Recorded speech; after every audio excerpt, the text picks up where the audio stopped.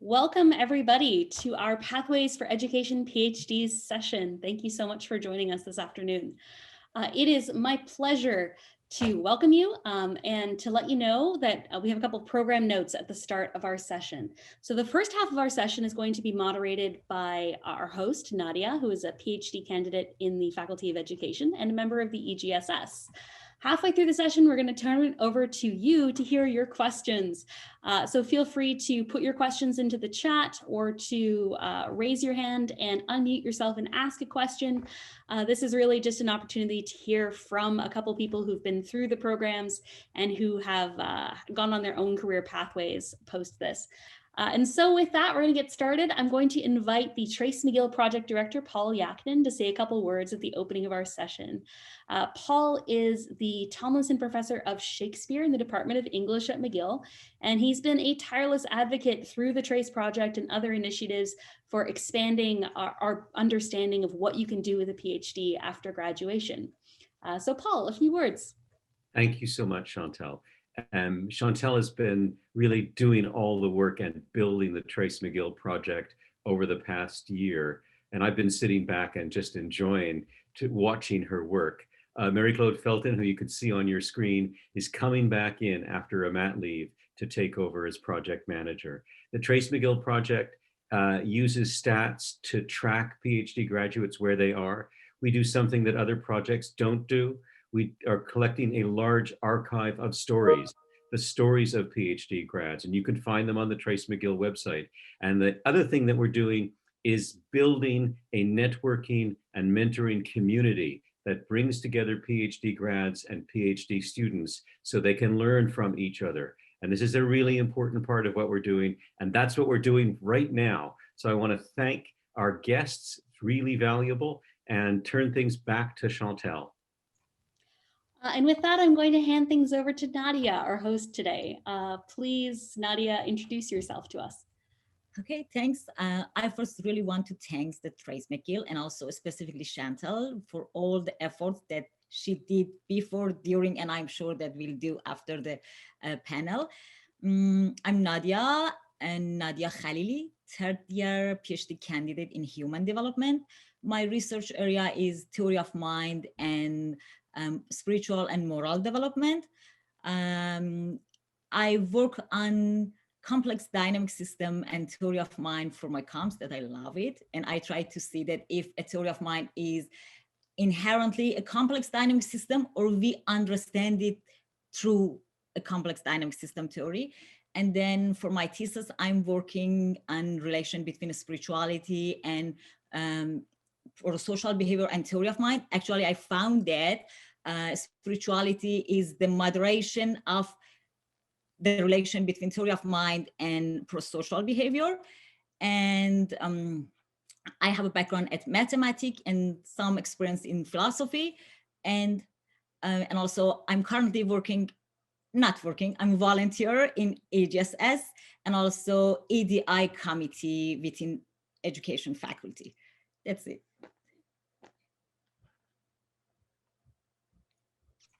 Okay, Nadia, we will hand it over to you for moderation. Maybe we can start by asking Carolyn and Morgan, our guests who generously asked to be, agreed to be here today, to introduce themselves to us a little bit. Exactly. And can we start with, I think I have Carolyn as a first person in my monitor.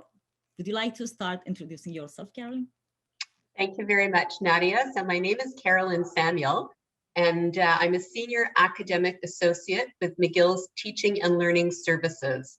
And Teaching and Learning Services is a unit at McGill that supports instructors with their teaching. So that's a large part of the work that I do is supporting instructors with their teaching. We also have skills development portfolios. So we do a lot of initiatives related to graduate students. So you might be familiar with skill sets. That comes out of the Teaching and Learning Services office. It's not something I'm involved with, but I work with colleagues who are involved with that. But largely, I work on initiatives related to instructor support with their teaching. Perfect. Thank you so much. And I think the next one is Morgan. Would you like to introduce yourself, Morgan? Sure. So Gwe with Gunwarado Zewagwego, Morgan Gahanduni Ujets.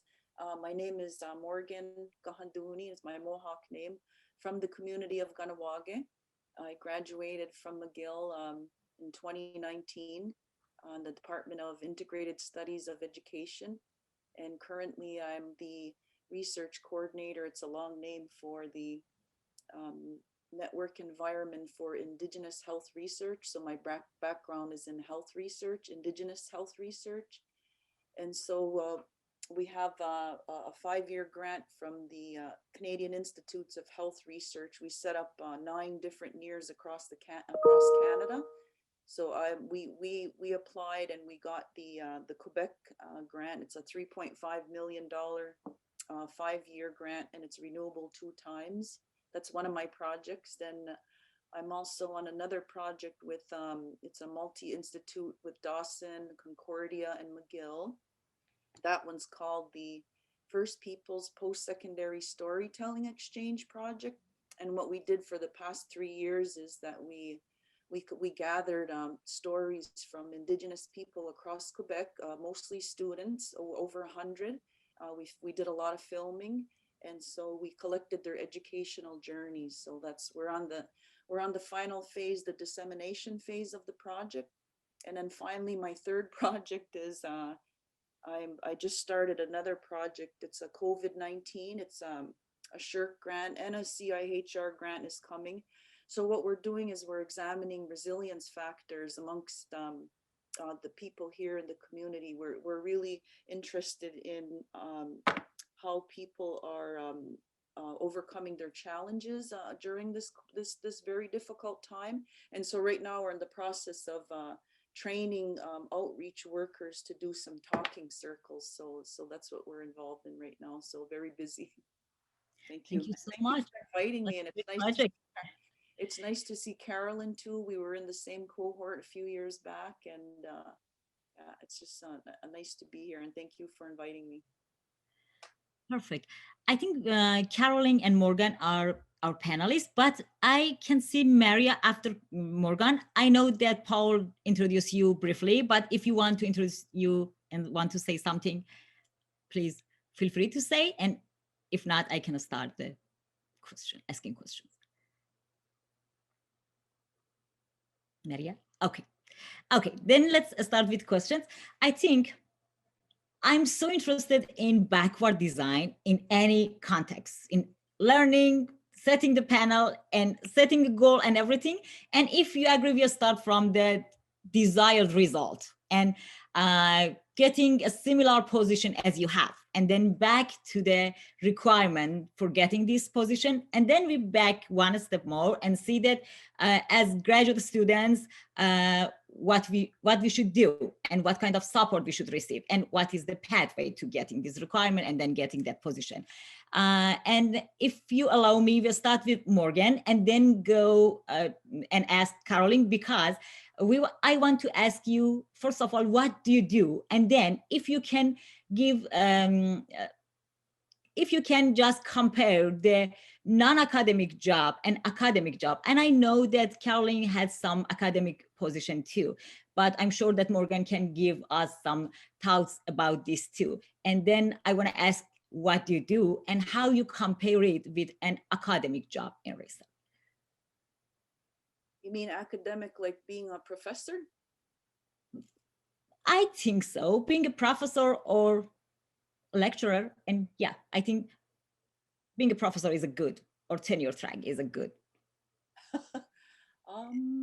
comparison. That's a lot of questions. Okay, so I'll just, well, I went back to school late in 2004 after my son was raised, and I just kind of got bored. I was part of the Ganawage Schools Diabetes Prevention Project when it began in 1994. It was a long time ago. So I was always a community advisory board member.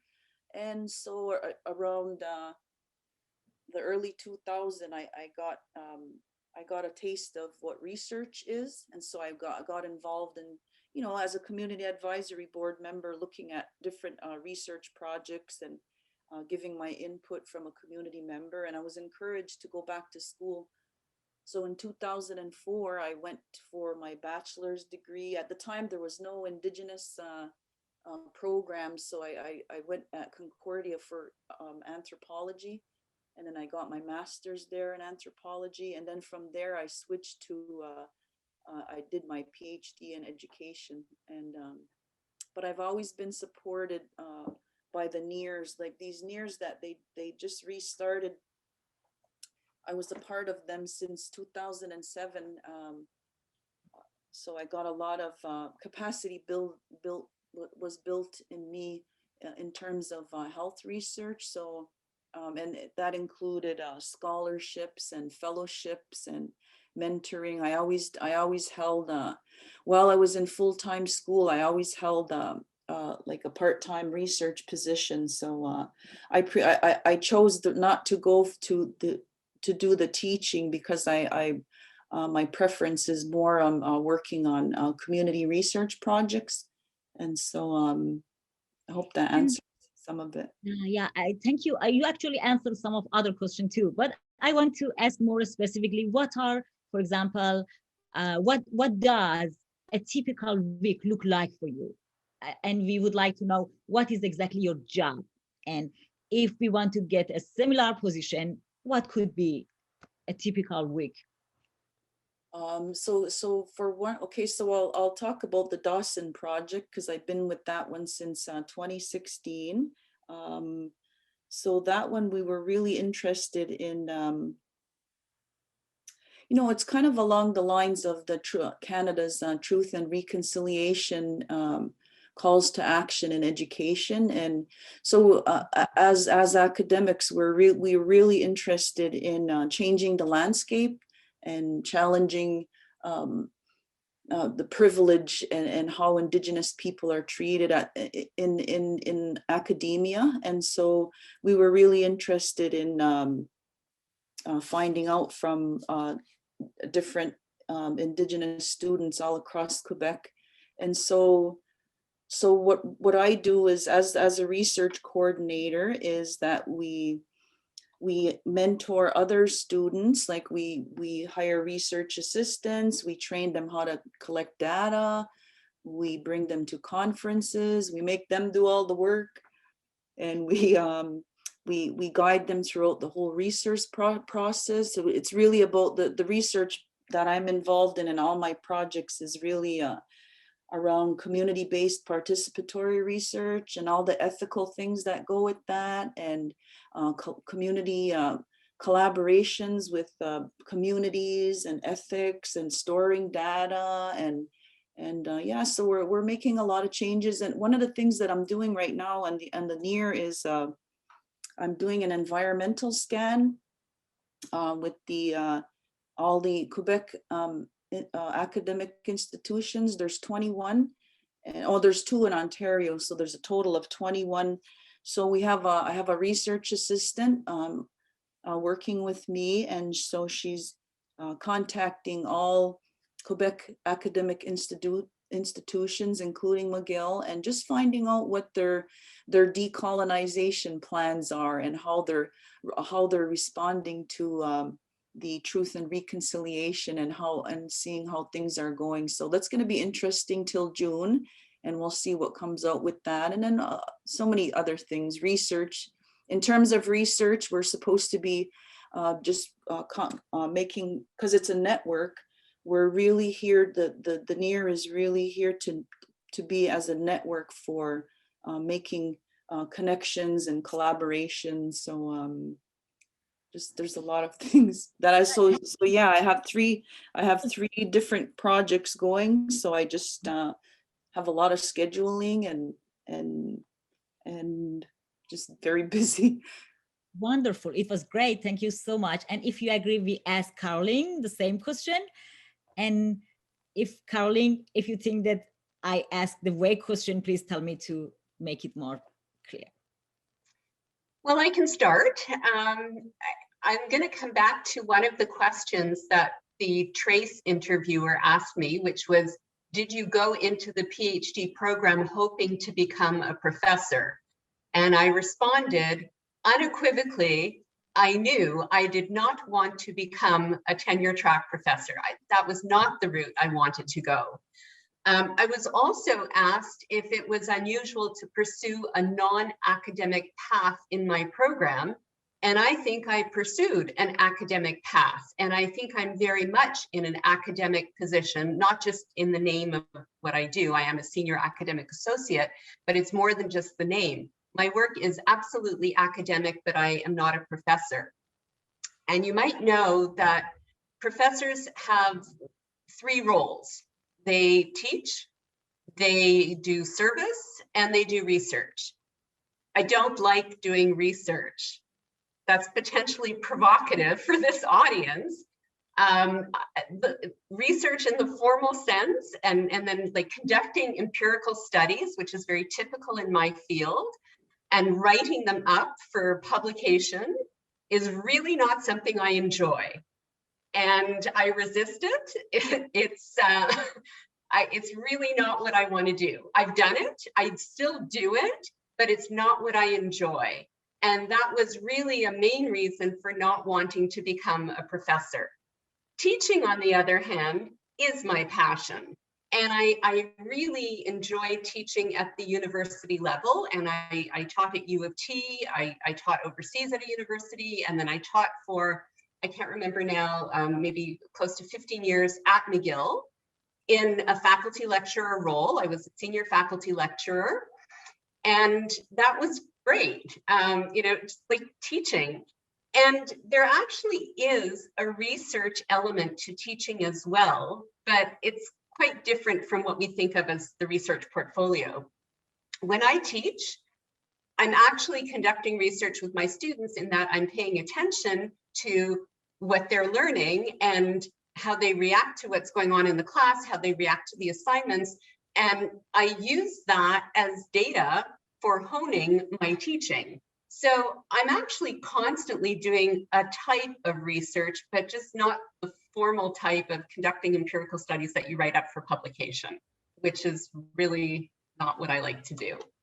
So yeah, in the work I do now, I do research, yes, but I'm not measured on my publications, because I would never want to have a job where I'm measured on my publications. I would be crying far too, like I cry over this academic writing. It's not a genre I enjoy. I like reading academic papers, love to do the reading, just don't want to do the writing. Yeah, perfect.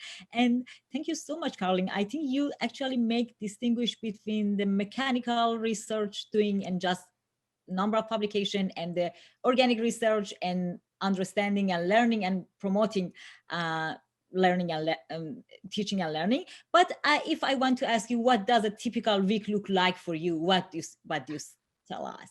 When I was interviewed for the job that I have right now, that's a question I asked at the interview. I said, can you tell me what a typical week is like?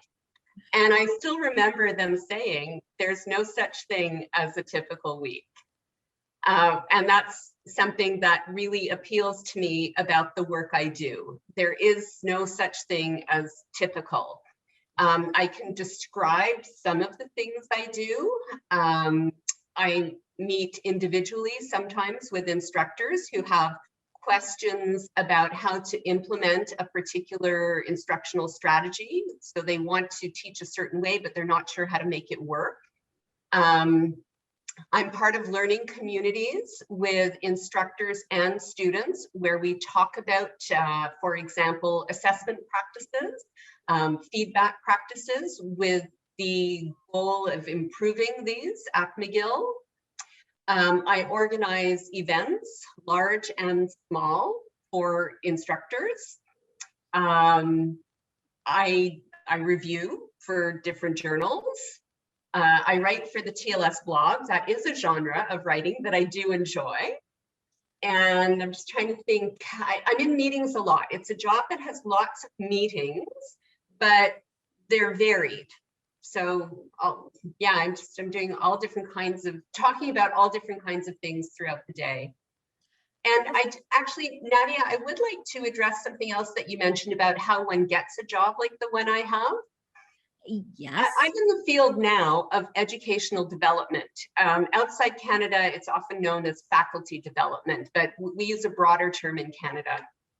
It's a fairly new field in education. So there isn't really a profile of any one type of individual who gets hired. Like you can't, right now, as to my knowledge, there's no program of study that leads to this kind of work. And the field is full of people with varied backgrounds because it's such a new discipline, a new area. People from all different fields who have different knowledge about different types of education. It's just full of people with varied backgrounds because it's such a young field. And that's a really nice thing too. Perfect. Perfect. Thank you so much, Caroline. I think you actually answered some part of my second question, but if I just want to, maybe we can go through the second question. Okay.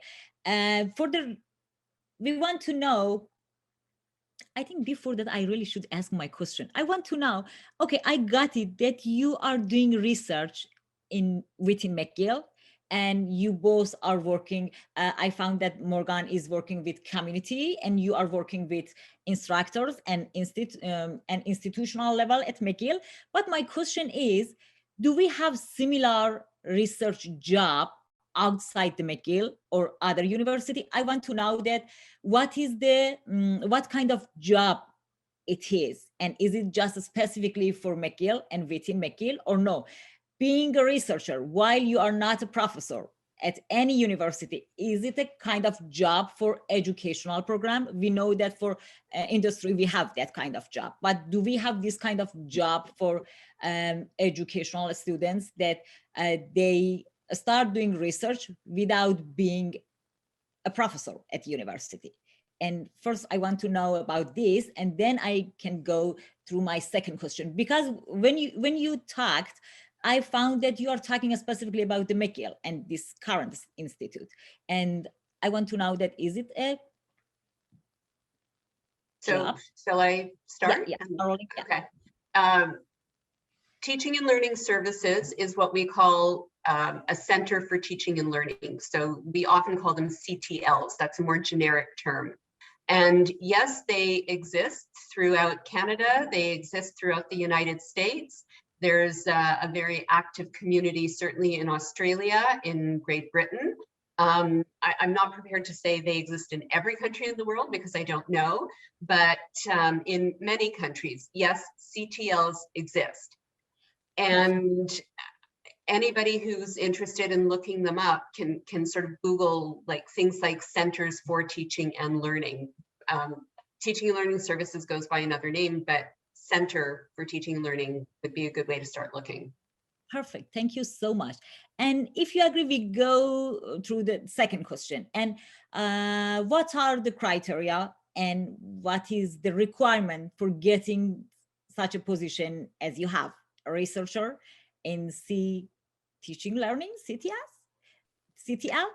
And would you like to start with Morgan and then again ask Caroline? What's the requirement for getting the position similar to your position? So in terms of criteria, I guess the students that we work with and myself was looking for backgrounds, people who have an interest in, I'll speak for a lot of Indigenous people who are interested in research. I find that a lot of the research projects that we attach ourselves to usually have some type of meaningful purpose, like more like action research. Like the projects that we do is going to make some change. It's not just to write, like Carolyn said, not to write a paper or to make a publication. So many Indigenous people get attached to research projects that are going to make some change, whether it's in the community, whether it's at the academic institution, whether it's bettering programs. We do a lot of evaluation programs. And so in terms of criteria, that's interesting because in the the project that, well, it originates out of Dawson College. Many of the students that we work with are college students and just starting their undergrad. And so we're giving them the experience of learning how to collect data, learning how to do some coding, learning how to do data analysis as a team, very participatory, and setting up community advisory boards, and really learning how to do research as a team. So in terms of criteria, yeah, we've taken students even at the college level, right up to undergrad, master's, PhD candidates, as long as the interest is there. And even if someone is not post-secondary student, that's how you get them involved. You know, even we're trying to start some youth initiatives.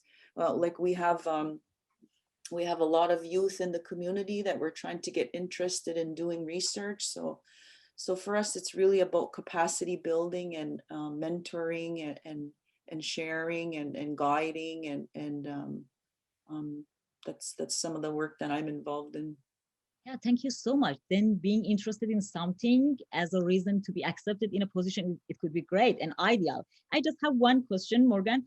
Do you just work with Indigenous people, or do you work with people who are interested in working with Indigenous people, or do you work with other communities too? Yeah, both. We have a lot of we call them allies. So there's many non-Indigenous people that we work with across Canada, and we have people in Australia that we work with right across the country. We have yeah, we work with many different people from different walks of life, because, you know, back in the day, for research for Indigenous peoples in the past, the way research was done was on Indigenous people, where researchers would come into our communities and collect all this data without our participation, and they know what's best for us. And so we've really changed the landscape of several for example, at KSDPP, the Diabetes Prevention Project, we created our own code of research ethics back in 2007. And so there's a lot of we've changed the landscape in the way of, so, you know, like how it works at the Kahnawake Schools Diabetes Prevention Project. We have a team of researchers, the academic, non-native, a native, and you know, someone might come into our community and say, yeah, I want to do some research on diabetes prevention. So they'll come and we'll sit at the table and we'll hash out their idea, and we'll give them support, and we'll shape their research, and so we guide them through all the processes throughout the whole project. And we're there. We meet regularly. They have to report. We have community members that look at their papers and give their perspectives, and yeah, so we work with many different people from pretty much all over. Thank you so much for the great explanation. And what about you, Caroline? What are the criteria for people who that's a challenge? That's kind of what I was thinking about when I mentioned that it's such a young field. I'm thinking about my colleagues and my background, and they're quite varied. So some of us have teaching experience. Some of us don't have teaching experience. Some of us have experience teaching in higher education. Some have teaching experience, but in secondary or even primary education. Some colleagues are very skilled at implementing learning technologies, and some of us are less skilled at implementing learning technologies. Some of us have published a lot and done a lot of research, and others have not. So it's really quite varied. I think if anybody who wanted to get into the field now would probably benefit from having some experience interacting in higher education beyond being a student. but it would be really hard for me to list criteria. It might not even be necessary to have a PhD. There are many people in this field who do not have a PhD. I suspect the direction is going in such that PhDs will be desired, but I think that's true of many fields where, you know, master's has now become sort of a minimum, and yeah, so I think it's probably going to go that direction. But there are still many people with master's degrees in the field. Right now, I have, there are 2 graduate students who are working with me on various projects. One is in pharmacology, and the other is in occupational therapy, I believe. So, and they're just very interested in education. So they applied to work at our unit. So it's not only people in the field of education who get into this. And I think that's true beyond McGill as well. And you'll find that in many smaller universities or colleges where they don't have big units such as TLS, because we're quite large right now, it's faculty members who are directors and associate directors of centers for teaching and learning, and they're not experts in the field of education per se. They might come from science, they might come from law, they might come from English, whatever the discipline, but they might be very passionate about education. But Caroline, do you think that, again, passionate is the criteria? But for example, people who apply for this kind of job shouldn't have some experience in research, or you say that, and also another thing was interacting with community, right? Passionate and having some interaction with different community. But what about research background? Should they have some research skills or not? Research skills will be beneficial, no question. And I think I mentioned that in the narrative when I was in the interview. The research skills I gained in the PhD, without question, serve me well. I can't, there's no doubt for me about that. But the position I have does not require that I conduct empirical studies on any regular basis and publish my results. That said, I do present at conferences very often, and I like that.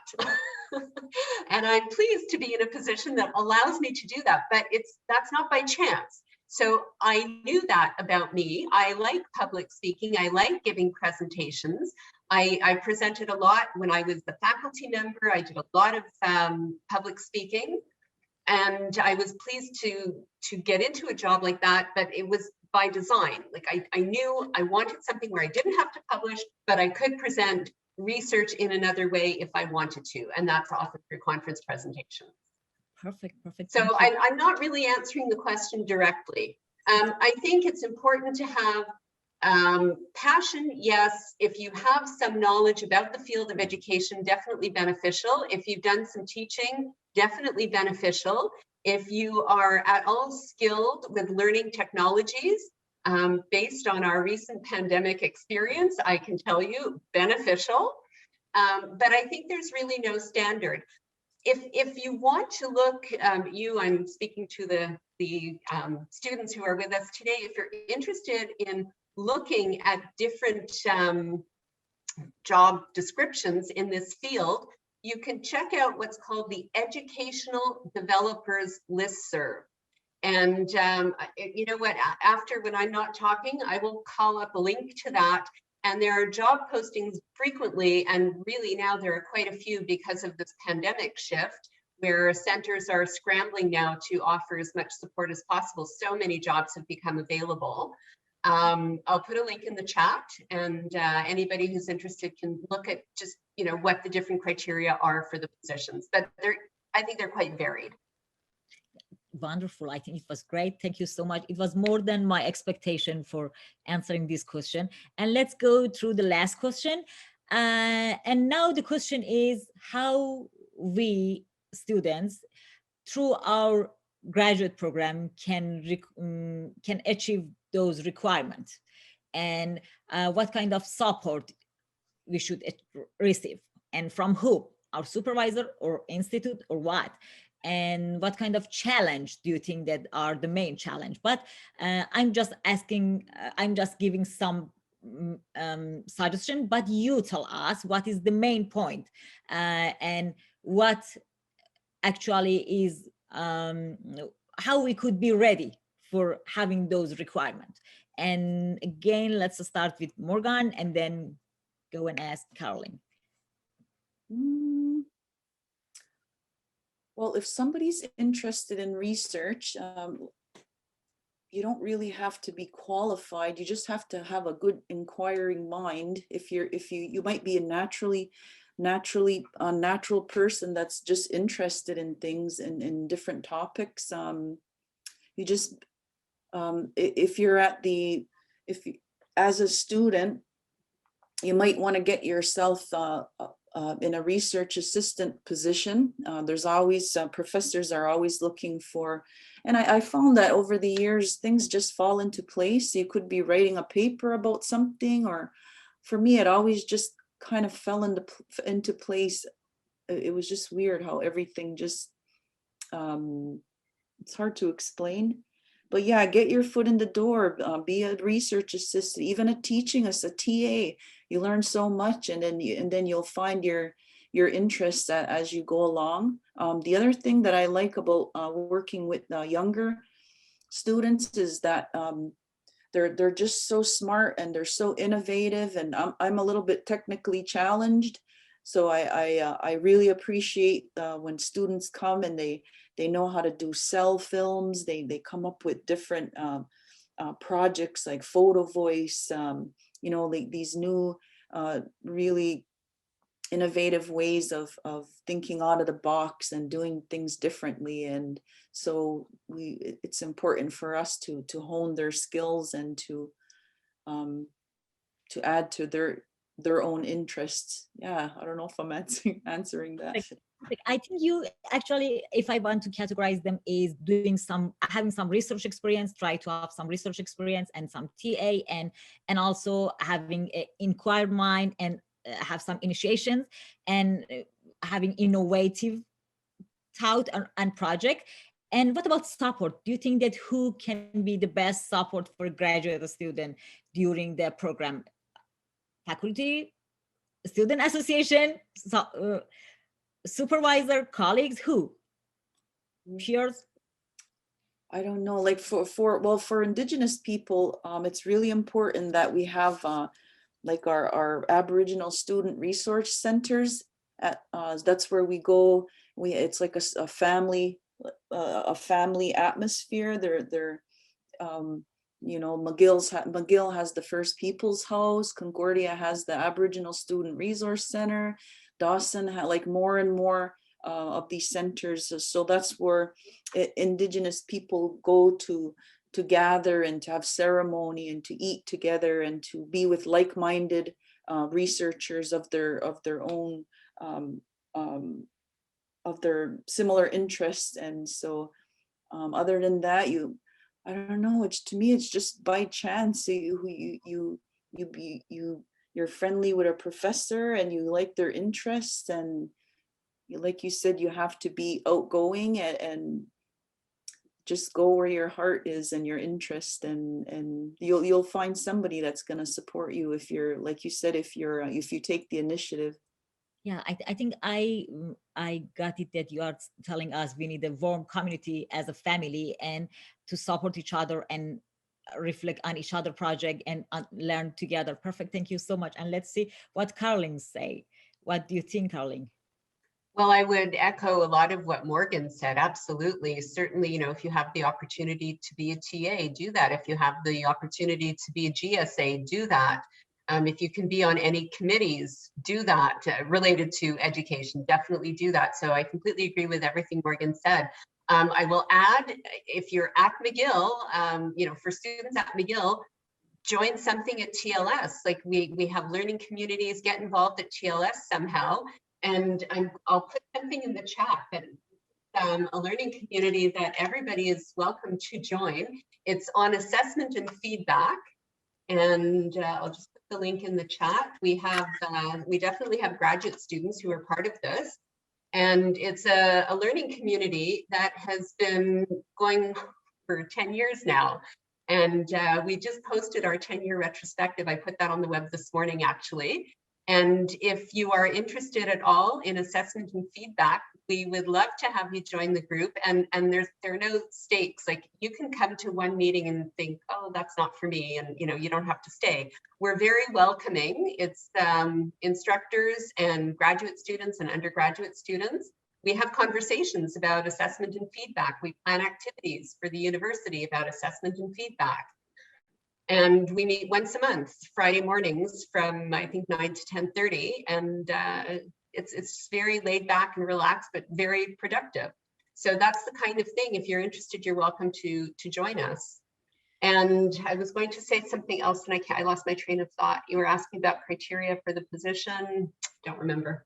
No, I asked that during the graduate student. Support. How we. You wanted to know about support. Exactly.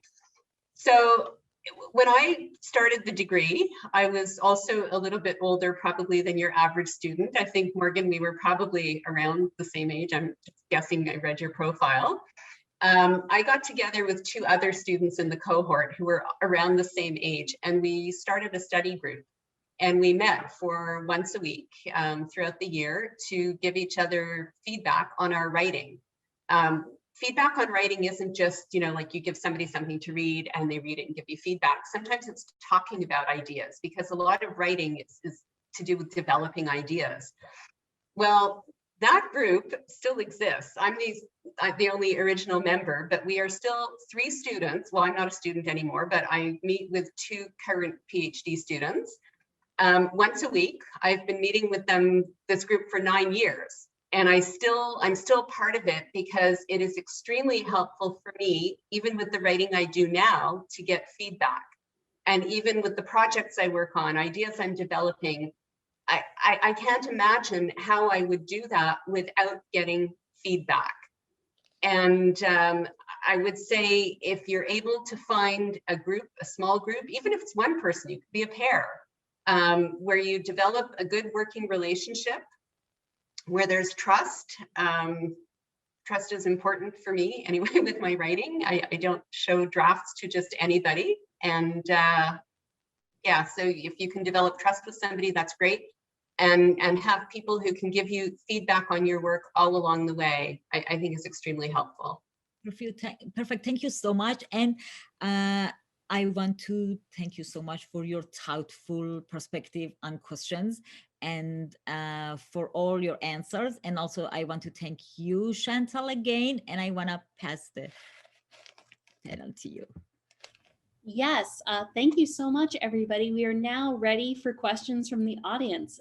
So you are welcome to enter a question in the chat or unmute yourself and ask the group. We're not such a large Zoom group that you necessarily need to worry about unmuting yourself. And if you'd like to send me something anonymously, feel free to just private message me and I will read your question to the group.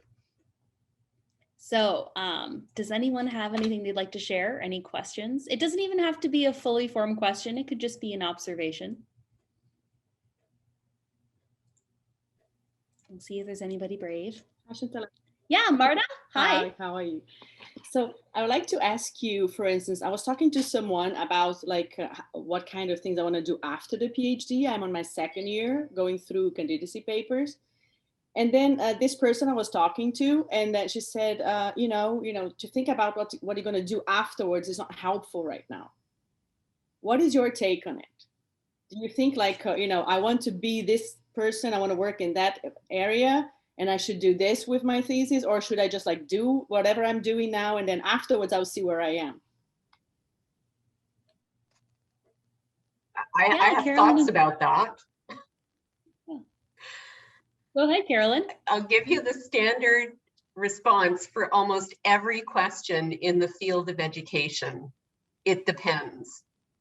And that's kind of a running joke among our colleagues and many people in the field of education, because there are so many variables. I think it depends on your age. I think it depends on your financial circumstances. I mean, it's just, the list is endless what it can depend on. Your personality, what your comfort level is with ambiguity, with uncertainty.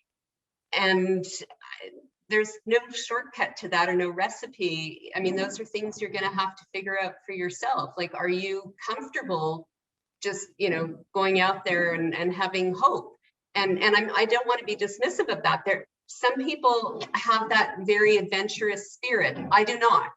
That would have been really hard for me, but that's not hard for everybody. There are people who want that kind of feeling. They want to explore. And, you know, if you have no financial commitments, if you have no responsibilities, you know, where you have to feed children, for example, maybe that's going to work well. But for somebody who has commitments that require stability, that's not going to work. So it depends from my perspective. What about you, Morgan? So did you begin your PhD with an end in mind, or did you sort of end your PhD and then look at where you were and decide to go into your current career? Yeah, I hear you, Marta. It's kind of overwhelming, you know, while you're during your PhD studies, you're worried about what your job's gonna be. Yeah, it is overwhelming. I just find that I don't know. I didn't worry about it too much because I always had a research assistant. I always had a gig on the side. I always had my eyes open. Yeah, like I said earlier, for me, I don't know if I'm lucky or things just always kind of like fell into place for me. I don't know if it was just luck, or I remember one experience we went to which really helped a lot. I think it was part of the, what's it called, NGGS, or the they took us on a trip almost when we were almost done. They took us to Ottawa, and we went to see, we visited as like it was an overnight trip. I think it was all paid for. It was a full bus load. We stayed in hotels, and then they had this really elaborate tour. We went all across all different really prearranged, really well organized activity, and we were all busy, and we got to visit like very different government organizations and different and it was all different topics. Like I can't remember them, but it was just, I'll never forget it, and built some relationships and got to meet new people. I felt more confident after that. Yeah, but I don't know, things just kind of fall into place. I wouldn't worry too much about it, as long as you're always willing to have some type of part-time job, and it'll just fall into place depending on what your interest is. I don't know if that sounds kind of lame, but that was my experience. Yeah, the TRaCE narratives too, if you read through them, this is a really common story. It's just like things have a way of working out, especially if you can get clear on what it is that you want to do, right? That spark of interest that you guys were both talking about before. Do we have any other questions or follow-up questions?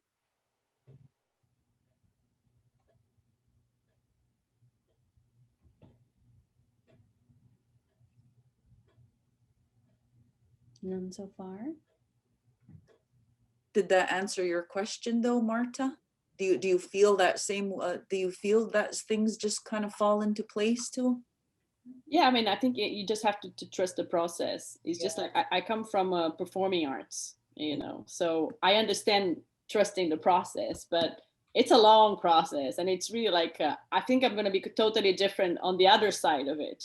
So I understand totally what you're doing, but I understand what Caroline was saying as well. Is like, I have my interests, limitations, and comfort zones. So I think also the experience of the PhD also will teach me more when I'm on the other side of it, you know, what I am comfortable with, what I want to do again, what I'll never want to do again.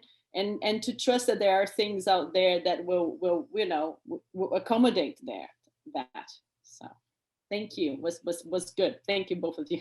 Okay, and I wonder if Paul has something to say. He's there like doing this, so he has heard a lot of stories. Would you have something to say, Professor? Yeah, Paul, go ahead. Sure. I guess well, there's a bunch of things cooking around in my head from listening to what you guys have been saying. But the one thing that I would say just now is that anyone who undertakes to do a PhD is already brave, maybe even foolhardy. And I think that you should embrace your spirit of adventure. I think Morgan's right. Um, things do things do happen, and people move forward, and they find themselves. The other thing that I would just say, going back to something Carolyn said a while ago, she talked about what she enjoyed and what she didn't enjoy. Enjoyment is a really important criterion for thinking about what you're doing now and what you want to do in the future. One of the great things about doing a PhD, not only is it kind of a risky business, but it's also something you embrace because I hope this is true. You enjoy doing the work. So that's what I would bring to the table right now. If I can just build on that,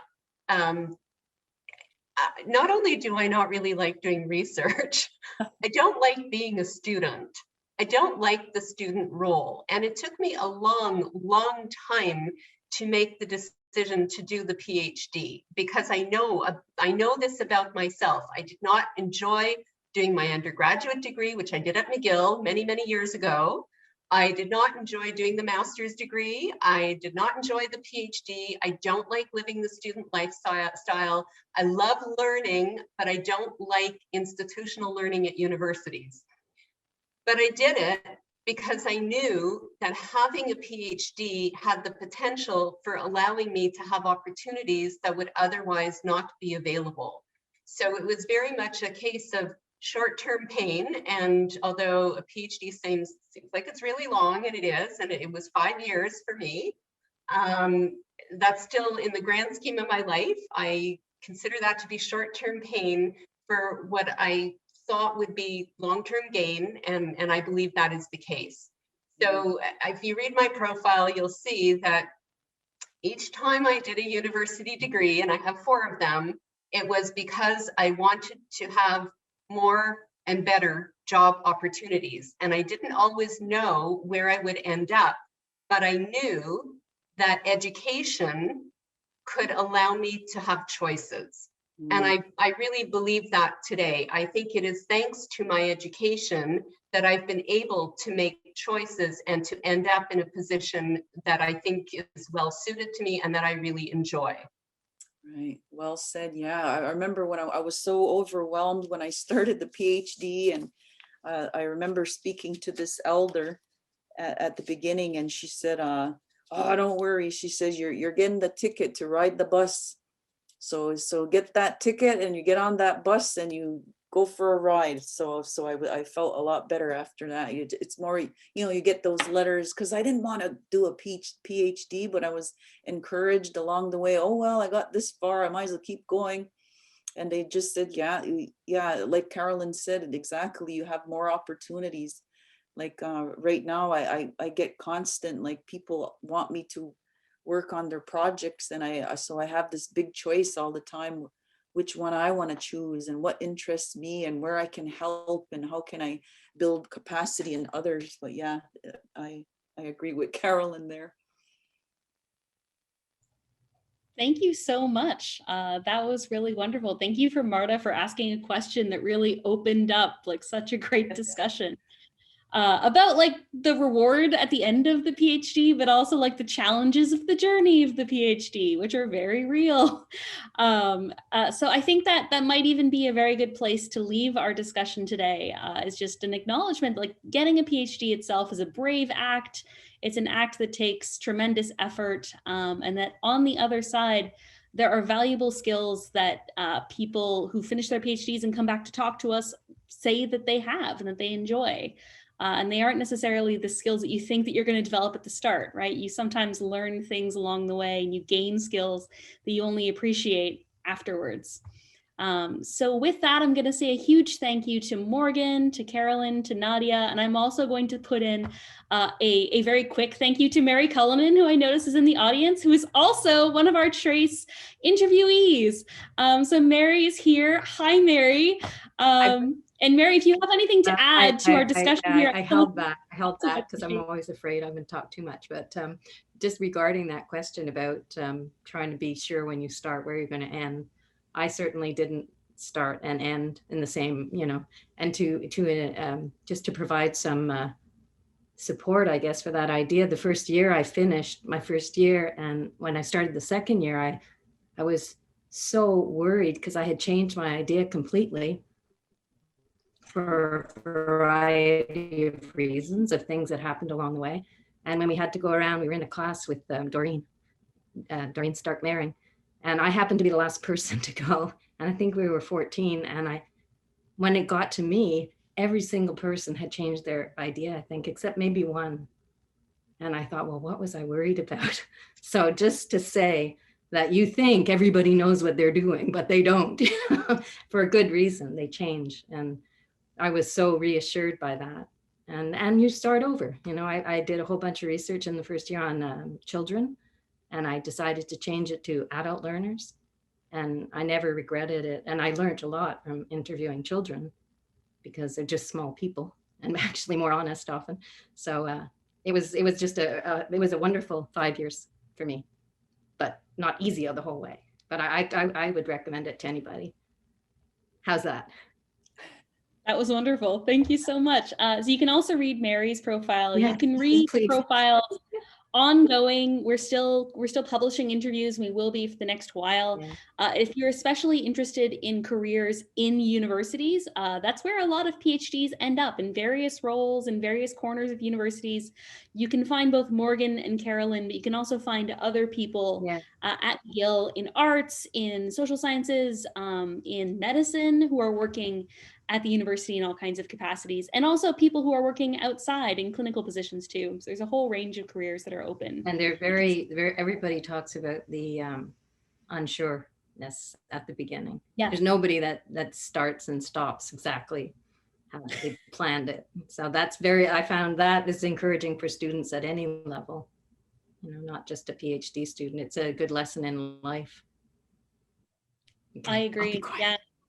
No, I mean, there's no plan that doesn't deserve a good rethink, right, when you get to the end. Exactly. So I will thank everyone for attending today, and I'll give our panelists a chance to enter any final thoughts, if you guys have any final things to say.